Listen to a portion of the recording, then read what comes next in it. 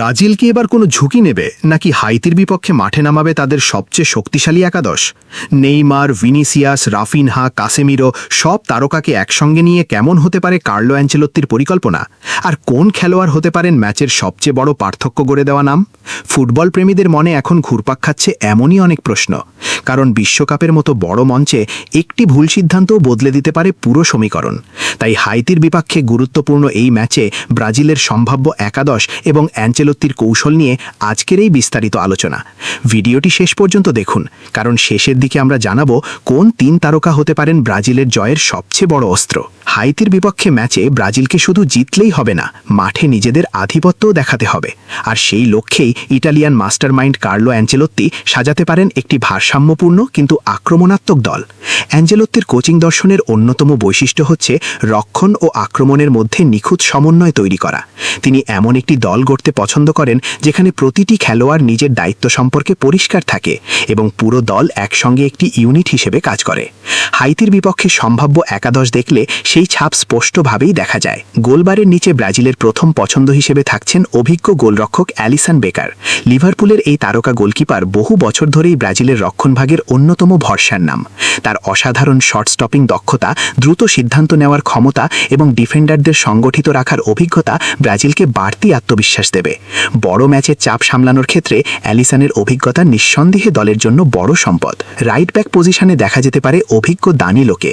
আধুনিক ফুটবলে ফুলব্যাকদের শুধু রক্ষণ নয়, আক্রমণেও গুরুত্বপূর্ণ ভূমিকা রাখতে হয়। দানিলো সেই দায়িত্ব পালনে বেশ দক্ষ। তিনি প্রয়োজনে রক্ষণভাগকে শক্তিশালী করেন, আবার সুযোগ পেলে আক্রমণেও যোগ দেন। এছাড়া দলের ভারসাম্য বজায় রাখার ক্ষেত্রে তার অভিজ্ঞতা বড় ভূমিকা রাখবে। বিশেষ করে ইবানেজ একটি হলুদ কার্ড নিয়ে ঝুঁকির মধ্যে থাকায় অ্যাঞ্চেলোত্তি হয়তো অপ্রয়োজনীয় কোনো রিস্ক নিতে চাইবেন না। সেন্টার ব্যাক জুটিতে থাকবেন অধিনায়ক মার্কুইনহোস এবং গ্যাব্রিয়েল মাগালেস। পিএসজির তারকা ডিফেন্ডার মার্কুইনহোস শুধু একজন রক্ষণভাগের খেলোয়াড় নন, তিনি পুরো দলের নেতা। ম্যাচ পড়ার ক্ষমতা, ট্যাকলিং, পজিশনিং এবং চাপের মুহূর্তে সঠিক সিদ্ধান্ত নেওয়ার দক্ষতা তাকে বিশ্বের অন্যতম সেরা ডিফেন্ডারদের কাতারে নিয়ে গেছে। তার পাশে থাকবেন আর্সেনালের গ্যাব্রিয়েল মাগালেস। গত কয়েক মৌসুমে ইউরোপীয় ফুটবলে নিজেকে অন্যতম নির্ভরযোগ্য সেন্টার ব্যাক হিসেবে প্রতিষ্ঠিত করেছেন তিনি। বিশেষ করে হাওয়াই বল দখল এবং শারীরিক শক্তির লড়াইয়ে গ্যাব্রিয়েল অসাধারণ কার্যকর।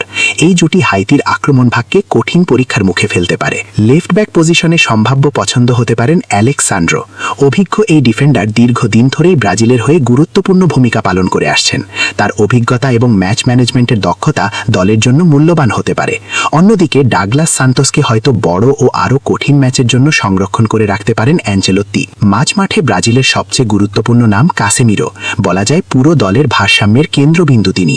প্রতিপক্ষের আক্রমণ ভেঙে দেওয়া, বল পুনরুদ্ধার করা এবং ডিফেন্সকে সুরক্ষা দেওয়া সব ক্ষেত্রেই তার অবদান অত্যন্ত গুরুত্বপূর্ণ।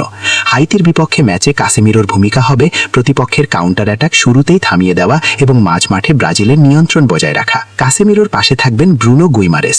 নিউক্যাসল ইউনাইটেডের এই মিডফিল্ডার বর্তমানে ব্রাজিলের অন্যতম সেরা বল বিতরণকারী খেলোয়াড়। তার পাসিং রেঞ্জ, খেলার গতি নিয়ন্ত্রণ করার ক্ষমতা এবং ডিফেন্স থেকে আক্রমণে বল স্থানান্তরের দক্ষতা ব্রাজিলকে অনেক বেশি গতিশীল করে তোলে। কাসেমিরো যেখানে রক্ষণাত্মক দায়িত্ব সামলাবেন, সেখানে ব্রুনো গুইমারেস আক্রমণ গঠনের অন্যতম প্রধান কারিগর হিসেবে কাজ করবেন। আক্রমণ ভাগে ডান প্রান্তে থাকবেন রাফিনহা। বার্সেলোনার এই তারকা উইঙ্গার তার গতি, ড্রিবলিং এবং নিখুঁত ক্রসিংয়ের জন্য পরিচিত। প্রতিপক্ষের ডিফেন্সকে চওড়া করে দেওয়া এবং বক্সে বিচন্ন বল সরবরাহ করার ক্ষেত্রে তিনি গুরুত্বপূর্ণ ভূমিকা পালন করবেন।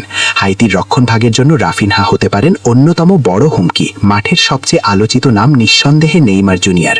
সম্ভাব্য নাম্বার 10 হিসেবে স্ট্রাইকারের ঠিক পেছনে খেলতে পারেন তিনি। ব্রাজিলের আক্রমণ ভাগে সৃজনশীলতার প্রধান উৎস হিসেবে তার কাঁধেই থাকবে খেলা তৈরির দায়িত্ব।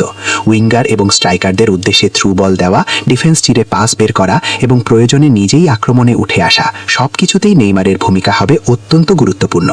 বড় ম্যাচে তার অভিজ্ঞতা এবং মুহূর্তের মধ্যে ম্যাচের চিত্র বদলে দেওয়ার ক্ষমতা ব্রাজিলকে আলাদা সুবিধা দিতে পারে। বাম প্রান্তে থাকবেন ভিনিসিয়াস জুনিয়র। বর্তমান সময়ে ব্রাজিলের আক্রমণ ভাগের সবচেয়ে বড় অস্ত্র বলা হয় তাকে। রিয়াল মাদ্রিদের এই সুপারস্টার তার বিস্ফোরক গতি, অসাধারণ ড্রিবলিং এবং একের বিপরীতে এক পরিস্থিতিতে ডিফেন্ডারকে পরাস্ত করার ক্ষমতার জন্য বিশ্বজুড়ে পরিচিত। প্রতিপক্ষের ডিফেন্স ভেঙে গোলের সুযোগ তৈরি করা এবং নিজেও গোল করার ক্ষমতা তাকে ব্রাজিলের সবচেয়ে সবচেয়ে ভয়ঙ্কর অস্ত্রে পরিণত করেছে। হাইতির ডিফেন্ডারদের জন্য সবচেয়ে বড় দুশ্চিন্তার নাম হতে পারেন ভিনি। স্ট্রাইকার পজিশনে সম্ভাব্য পছন্দ ম্যাথিউস কুনহা। আক্রমণ ভাগে তার পরিশ্রম, পজিশনিং এবং সুযোগ কাজে লাগানোর দক্ষতা তাকে একাদশে এগিয়ে রাখছে। প্রতিপক্ষের ডিফেন্সের ফাঁকা জায়গা খুঁজে বের করা এবং বক্সের মধ্যে কার্যকর উপস্থিতি ব্রাজিলকে গোল পেতে সাহায্য করতে পারে। তবে বেঞ্চে থাকবেন তরুণ প্রতিভা এনরিক, যিনি যে কোনো সময় মাঠে নেমে ম্যাচের গতি বদলে দেওয়ার ক্ষমতা রাখেন। তার গতি, আত্মবিশ্বাস এবং গোল করার প্রবণতা ম্যাচের শেষ দিকে বড় ভূমিকা রাখতে পারে। এই ম্যাচে ব্রাজিলের জয়ের ক্ষেত্রে কয়েকজন খেলোয়াড়ের দিকে বিশেষ নজর থাকবে। প্রথমেই রয়েছেন ভিনিসিয়াস জুনিয়র, যিনি আক্রমণ ভাগের মূল ভরসা। এরপর নেইমার জুনিয়র, যা সৃজনশীলতা এবং অভিজ্ঞতা যে কোনো মুহূর্তে ম্যাচের মোড় ঘুরিয়ে দিতে পারে। আর মাঝমাঠে কাসেমিরো এবং ব্রুনো গুইমারেসের জুটি পুরো ম্যাচের নিয়ন্ত্রণ নিজেদের হাতে রাখতে গুরুত্বপূর্ণ ভূমিকা পালন করবে। কাগজে কলমে এবং সামগ্রিক শক্তিমত্তার বিচারে হাইতির বিপক্ষে ব্রাজিল স্পষ্টভাবেই ফেভারিট। তবে ফুটবলের সবচেয়ে বড় শিক্ষা হলো কোনো প্রতিপক্ষকে কখনোই ছোট করে দেখা যায় না। বিশ্বকাপের মতো বড় টুর্নামেন্টে ছোট দলগুলো অনেক সময় বড় চমক দেখিয়ে থাকে। তাই অ্যাঞ্জেলোত্তির দল নিশ্চয়ই সর্বোচ্চ মনোযোগ নিয়েই মাঠে নামবে। তাদের লক্ষ্য থাকবে শুরু থেকেই বলের দখল নিজেদের কাছে রাখা, হাই প্রেসিং ফুটবল খেলা এবং প্রতিপক্ষকে কোনো সুযোগ না দেওয়া। সবকিছু বিবেচনায় নিলে বলা যায় সম্ভাব্য এই ব্রাজিল একাদশে রয়েছে অভিজ্ঞতা, গতি, সৃজনশীলতা এবং তারুণ্যের অসাধারণ সমন্বয়। রক্ষণভাগে স্থিরতা, মাঝমাঠে নিয়ন্ত্রণ এবং আক্রমণে তারকাখচিত শক্তি। সব মিলিয়ে এটি এমন একটি দল যারা যে কোনো প্রতিপক্ষের জন্য কঠিন চ্যালেঞ্জ হয়ে উঠতে পারে। এখন দেখার বিষয় মাঠে নেমে এই পরিকল্পনাকে কতটা সফলভাবে বাস্তবায়ন করতে পারে সেলেসাওরা। আপনাদের মতে হাইতির বিপক্ষে ব্রাজিলের এই সম্ভাব্য একাদশ কতটা শক্তিশালী? অ্যাঞ্চেলোত্তির দলে কোনো পরিবর্তন দেখতে চান কি? আর ম্যাচে কে হতে পারেন ম্যান অফ দ্য ম্যাচ? আপনার মতামত অবশ্যই কমেন্টে জানাতে ভুলবেন না। ফুটবল বিশ্বের শেষ খবর, বিশ্লেষণ এবং আকর্ষণীয় আপডেট পেতে আমাদের সঙ্গে থাকুন। ধন্যবাদ।